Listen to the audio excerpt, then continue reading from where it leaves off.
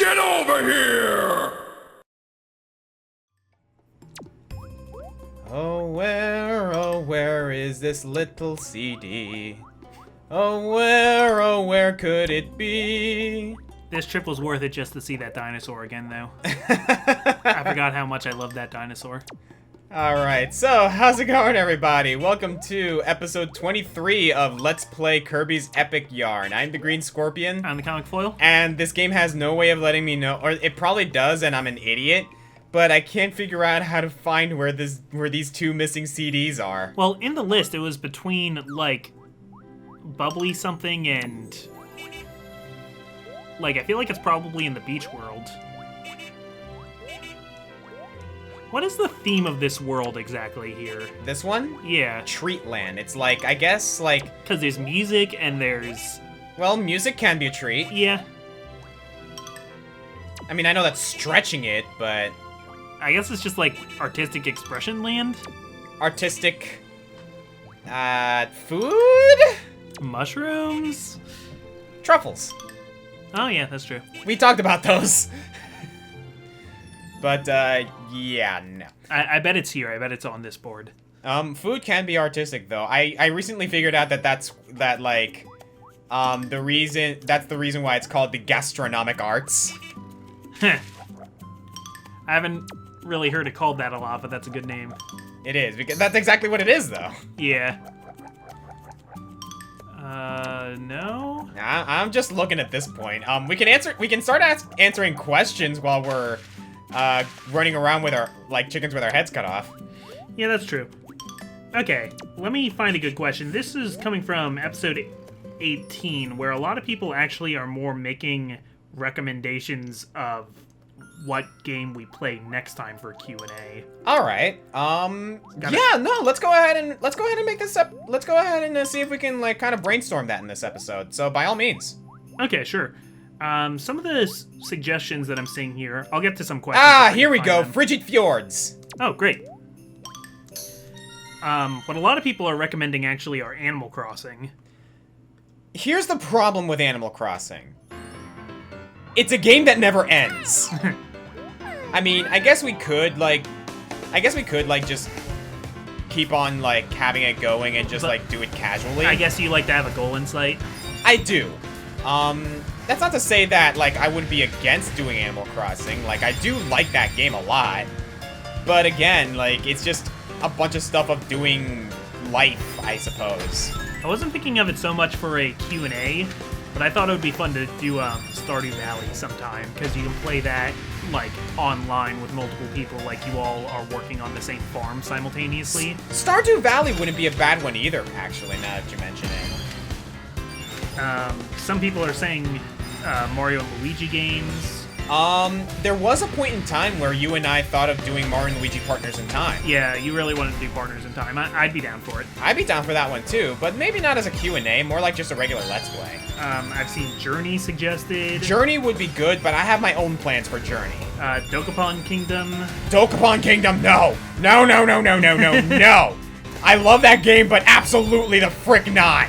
Yoshi's Woolly World, Super Mario World. A lot of Animal Crossing. I mean, if there's enough of a demand for it, maybe we could do Animal Crossing, but again, I'm not too sure how I would go about that. Like, I'm not against it again, but I like games that have a goal for me to accomplish, you know what I mean? Yeah. One person asked us in a question, Ben Mins asked... There it is, and I missed it. Aw. I know where to go now, though. Ben Mins asks, have you ever heard of the SCP Foundation? Yes! Isn't that a, like, SCP containment unit? Yeah. No thank you. No thank you. We're not really horror game people, I guess. No. Although, I will grant them this. The new Resident Evil remake, holy crap, they hit the ball out of the park with that one. Like, it's really good. Resident Evil's one of those horror franchises that I will get into. I've been seeing a lot of Mr. X memes lately. Yeah, a lot. Patrick Canelli suggested the Spyro original trilogy games. I mean, we could just do the Spyro Reignited trilogy. or a driving game like Simpsons Hit and Run. Say what? Simpsons Hit and Run. Oh. You know of it? I'm not too crazy about that one. Okay, so here's a question. All right. This comes from Owen Humphrey. Who is your favorite of the Jam Bastion mages in Kirby Star Allies? So we got Francisca. Yeah, Francisca, I suppose. Francisca. Flamberg. And, Zan Partizan. Zan Partisan. Yeah, that's right. Not sure, because there's not much to them, to be honest. I guess mine would be Francisca. Really? I don't like saying Francisca. I gotta say It's Francisca. I guess mine would be Francisca. All right. Any reason? No, not really. I just like ice more as an element, and I like the axe. I guess for me personally, I'd go with Zan Partisan, because it's clear that Zan Partisan's kind of like the head honcho of the three sisters. Yeah. I like her attitude, and her boss fight honestly is the most energetic of the three, especially because she has an attack that references freaking Raijin. Yeah, it's a cool look. So yeah, of the three sisters in that game, I'd have to go with Zan Partisan. All right, so that's one music piece down. We only need one more. Wow. Kirby, come over to play. Oh, wait, was that Zeke? Yeah, I think it was. Huh. I guess there's still more to do with Zeke. Maybe. Okay, so we got the one in Mount Slide already. I got a question here from Ultimate K Picked 42. All right. What are your thoughts on the Funimation English dub of Ace Attorney? It's okay. It's not bad, but it's not great. Honestly, like, the Ace Attorney animated series, it's not terrible, I'll say that much, but it doesn't really do the series justice. Like, I like it, I'll watch it, it's not bad, there are some good moments in there, but if I want to experience the trilogy, I'll play the games. That being said, there's one episode in particular that I actually really appreciate, and that's the episode after the first arc of the series. They actually do an episode addressing how Phoenix, Edgeworth, and Larry met and like became friends. Oh, that's cool. And it was all about helping a stray dog go back to its owner. And then they find out that the original owner actually abandoned the dog. And they had a whole, like, and they had, like, a kind of a conflict there, and and they tried to figure out, oh, man, what are they gonna do about this dog? The owner is a piece of crap. And they were contemplating about it until eventually Edgeworth is like, I'll take him in. Because Phoenix and Larry couldn't do it, so Edgeworth ends up adopting the dog. Aw. And it's a really, really cute moment because it's so endearing to see little Edgeworth kind of like... I like those moments of like... innocently asking his dad to adopt a dog. And like, it's clear that this... Oh, this one. Yep. Oh, I know exactly where this is. Okay, it was actually really sweet to see the normally serious Edgeworth basically just be a little kid and actually like... you know, swallow his pride and legitimately ask his dad for something a kid would ask a dad for. Now, was this, his dad Gregory Edgeworth? It was Gregory Edgeworth, okay. Yes.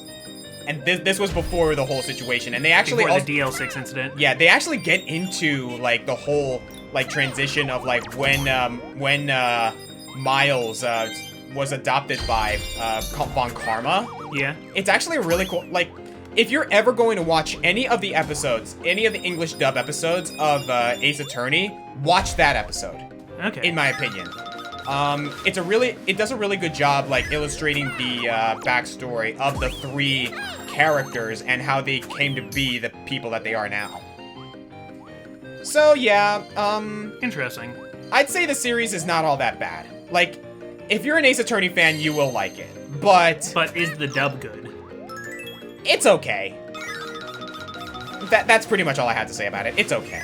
Like, it's not the best, but it's not the worst I've ever seen. That's for sure. Keeping on a Phoenix Wright train of thought, all right. Magus Andreas asks, what is your favorite Phoenix Wright breakdown? Huh. Now, can we define breakdown for people who maybe don't know the, like, Ace Attorney fan terminology as much? Right, so the breakdowns in Ace Attorney are basically when you finally catch the culprit and they have nowhere else to go and they eventually break down. And that's basically them going crazy with the... So we're talking like the animation. The animation where they are defeated and they go crazy on the witness stand. Yeah.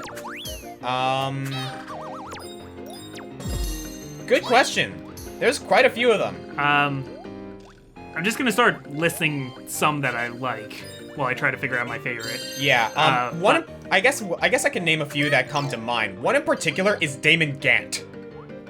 Oh yeah. He has a very powerful breakdown. Because he's a tough egg. Yeah. Damon Gant is definitely one of them. For a case that was brought in later and as like a post-game case. Yeah. Damon Gant's like whole situation was really, really bizarre and like crazy. And that breakdown is something else. Manfred von Karma's reactions are like the stuff of legends. Absolutely. No, von Karma is definitely another one of note. Me and my roommates used to like when we'd be arguing about something all the time, it became like a private joke in our room to like hit the table and roar like he does. I really like Matt Ungard. Like, oh yeah, Matt Ungard's is really just good. because you've had such a rough time with him that it's so satisfying when he finally breaks.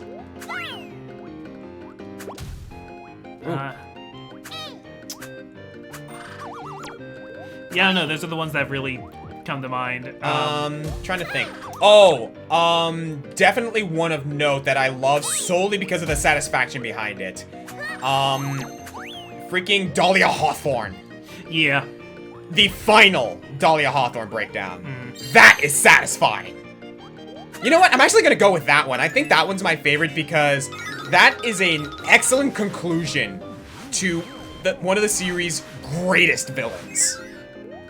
Yeah, and considering that she was only in one game too, well, most of the villains are only in one game. Uh-huh. I guess now that I think about it. But yeah, no. In particular, the final breakdown of Dahlia Hawthorne is satisfying. It's a great conclusion to the trilogy. A very good send-off for one of the most vilifying characters in the entire franchise. Yeah, I'm gonna go with that one. I think my favorite breakdown is definitely Dahlia Hawthorne.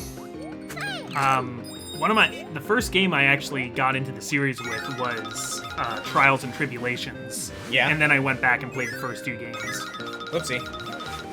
So my first case ever was the first one in Trials and Tribulations, and I was hooked right away.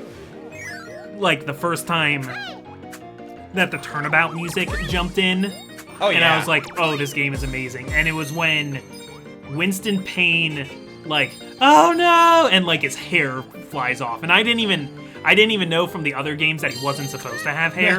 Like I didn't realize like, oh, okay, like that this was is your a first prequel, introduction so... that was your first introduction to Payne. So the first time I saw Winston Payne, he had hair, and I got to see him lose it, and it was a magical moment for me. Oh my god. I did not know he was going to lose it, so it just cracked me up.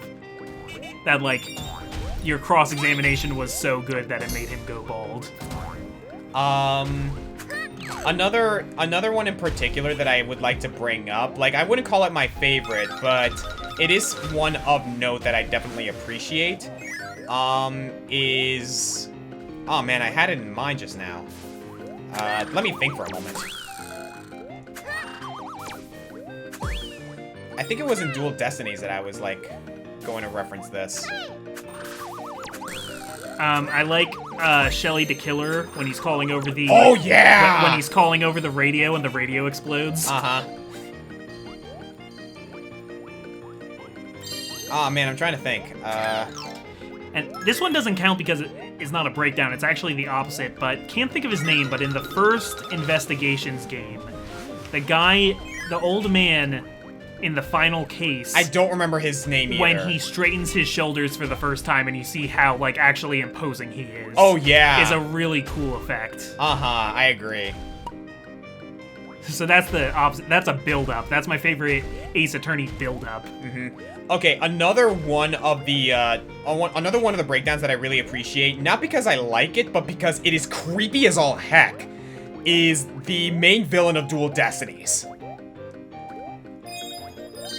Do you remember the final case of Dual Destinies? I actually have not yet played Dual Destinies, so no. Oh, jeez. Okay, I'm going.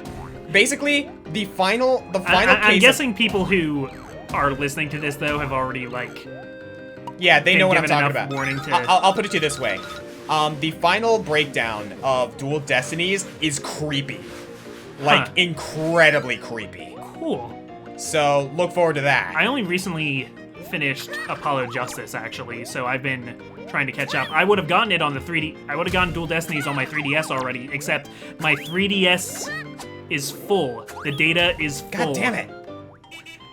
I messed this up. I have too many games downloaded onto my 3DS. I don't have room for Dual Destinies. Oh, jeez. Yeah, you're gonna have to fix that. Yeah, so I've been I'm just gonna make a mad dash, because goodness gracious, I messed that up. I'd really like if Dual Destinies came to the Switch. I agree. Because they brought the original trilogy to the Switch. And I think Apollo Justice was, like, on iOS and stuff, too. I think so? Don't quote me on that. I'm pretty sure it was. I think Pad was playing on it. Okay, so going on to another question here. All right. Let me find it. Here we go. Lucas Blum asks, what video game franchises would you bring together for a crossover video game? And how do you imagine this game would play? Well, with all the talk of Dynasty Warriors lately. Well, not lately, but you know. So are you thinking of making another Warriors game?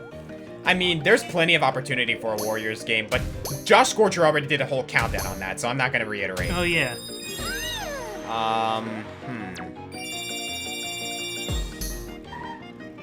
See, crossovers are like the stuff of dreams. He actually also did a top 10 crossovers countdown. But if I were to pick 2 video game franchises to bring together, that's tough. I always wanted a Mario and Sonic crossover that was actually a platformer. Uh-huh. I'm not really sure how much sense it would make, because Sonic is about, like, speed, and Mario is about, like, precision platforming more. Well, Sonic was precision platforming in his early days.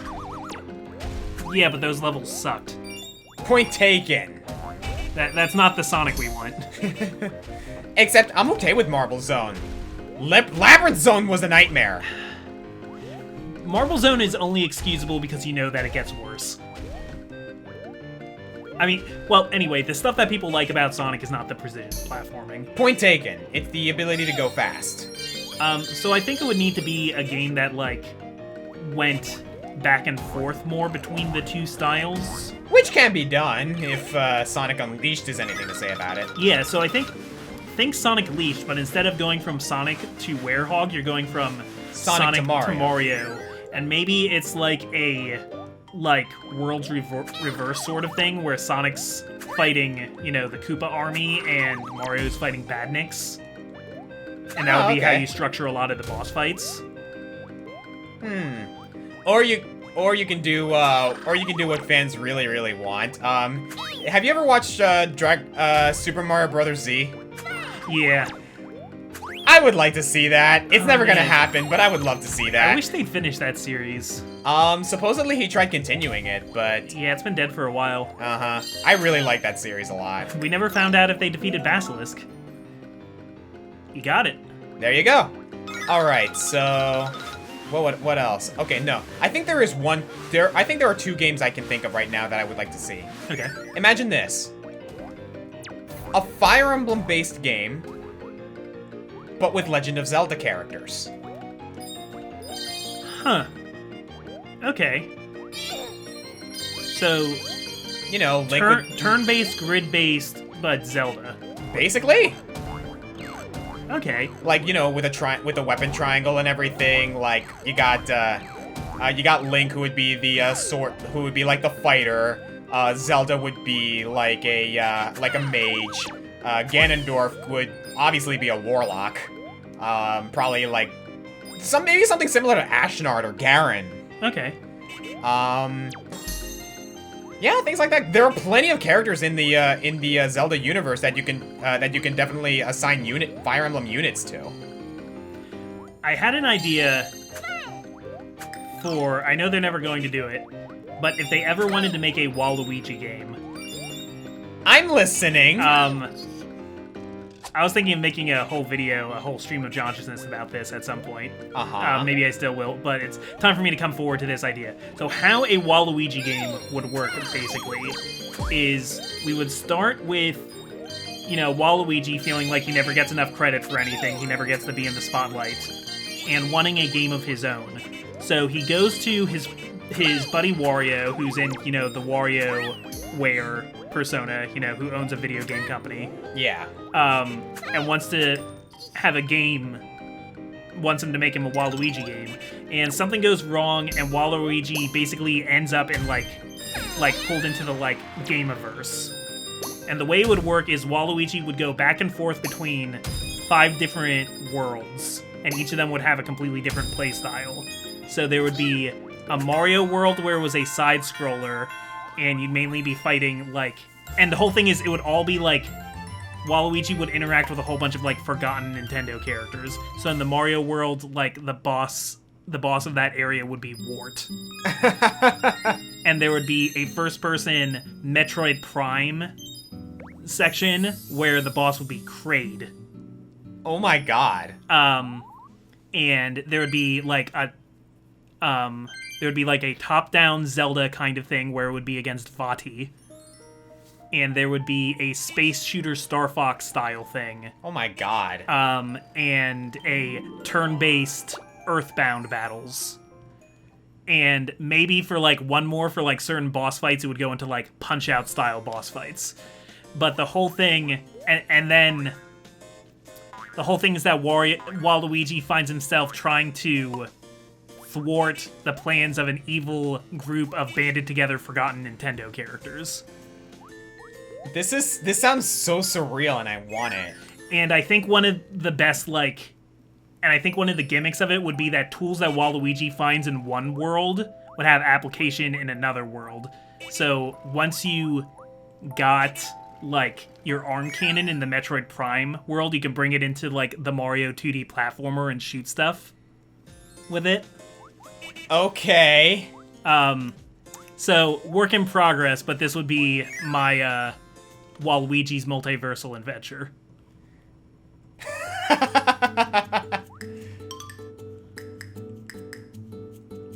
Alright, we got everything here, I think. And I think the final boss of the entire thing would be Taboo. Would be a Punch-Out style fist fight against Taboo from Super Smash Bros. Brawl. Oh my god. So that is my idea for a Waluigi starring Nintendo crossover product. Well, that question took a turn for the strange. And the ending of the game would be like Waluigi, you know, reseals away Taboo in Nintendo's, like, backlog or in the coding of the game universe or however it works, and nobody knows that Waluigi ever did it, so he just continues to live his life being not appreciated for his deeds. That's terrible. But, you know, that just means the adventure continues, because Waluigi's main character trait is that he always feels like he's the victim. Right. So I think that's part of the problem with, like if everybody says Waluigi doesn't get the respect he deserves, but if Waluigi did get the respect he deserves, I don't think he would be Waluigi. That's a good point, actually. Charles Martinet even says, like, when he's voicing Waluigi, the, like, main thing he tries to do is, like, self-pity. That's, like, how he gets into that character. Yeah. Whereas with Luigi, it's nervousness, and with Wario, it's, like... Have a rotten day! Yeah, it's, like, boisterous, mean-spirited. Right. Yeah, no, I remember he was doing an interview about that on YouTube when he, congratulations to Charles Martinet, by the way, for winning the Guinness Book of World Records award. Yeah, way to go, man. Alright, so yeah, at this point, all we really need to do now is collect the rest of the wallpapers, which is done through these guys. Okay. So, little bonus here, guys. This is the first time I'm ever going to 100% Kirby. Not gonna do it this episode, mind you, because we still have quite a few mini games to go through. But yeah, let's go with one more question. How about that? Okay. So this is a question from I was taking these questions actually from episode 18, but I'm gonna go back to one from episode 17 because I thought it was interesting. All right, I'm listening. Let me just find his name to make sure that I'm crediting it right. Right. Doo-doo-doo-doo. Doo-doo-doo-doo. Come on, where did you go?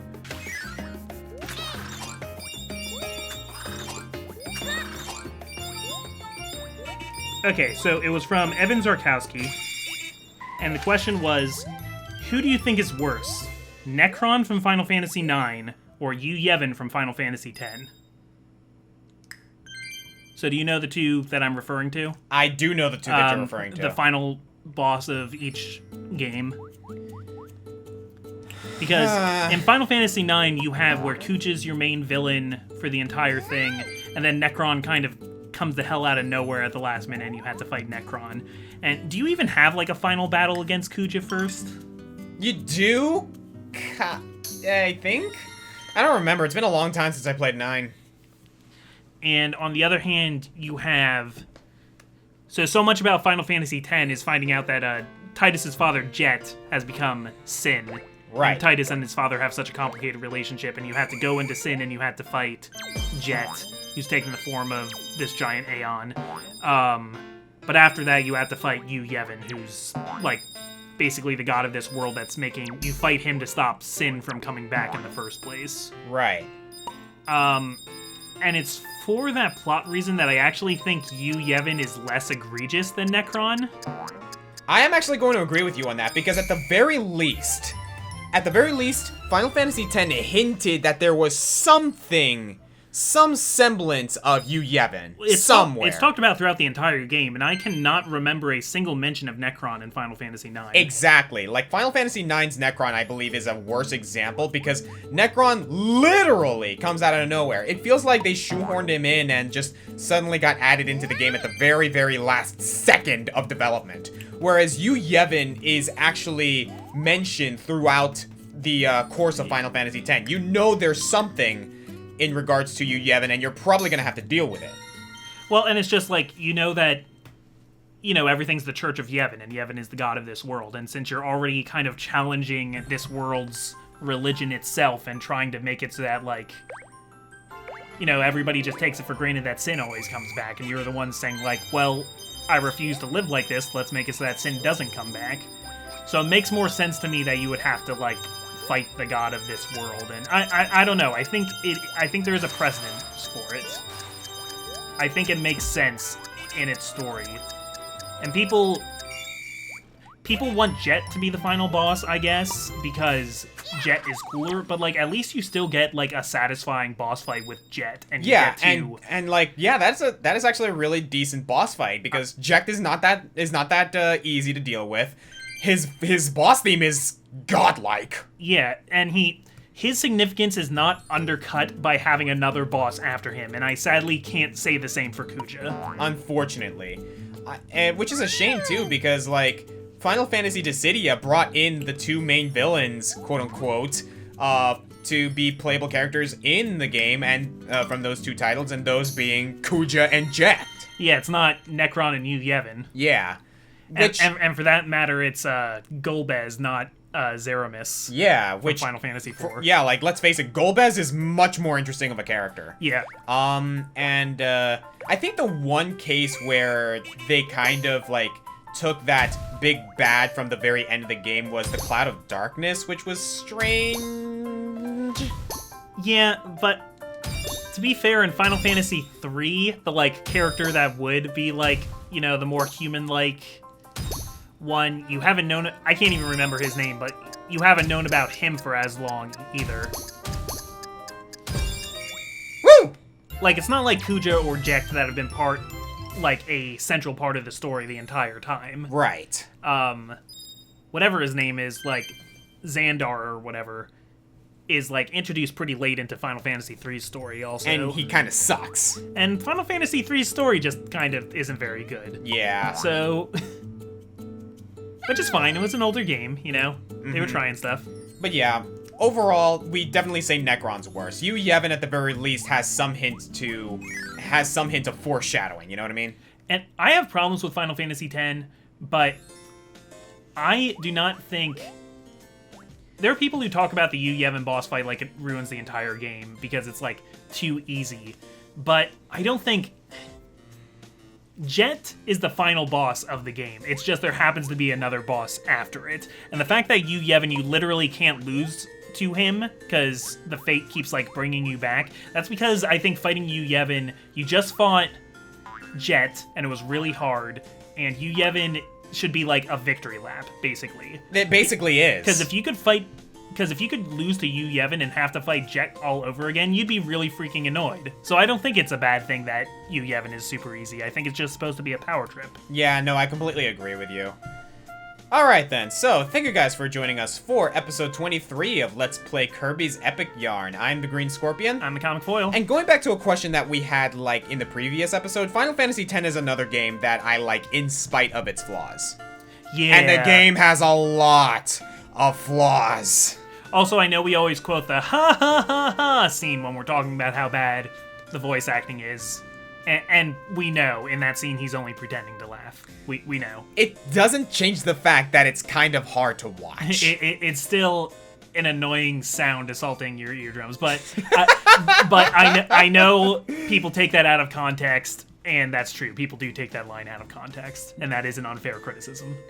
Still hard to watch, though. Yeah. Alright then. Thank you guys for watching, and we'll see you in the next episode. I believe next episode is going to be the final hurrah, man. That's it? We're going to be 100% after the next one? All that's left is to just play the rest of the minigames with the neighbors. I believe we'll be able to bang that out in one episode. Okay, So next time, guys, will be the end. And, after that, we'll see what game we play for the next Q&A. But, that's a discussion for next time. So, see you then. Gonna tie up some loose ends. Son of a... It was either that or I was gonna say, okay, put a pin in that one. Put a bow on top. Nice. That was weak.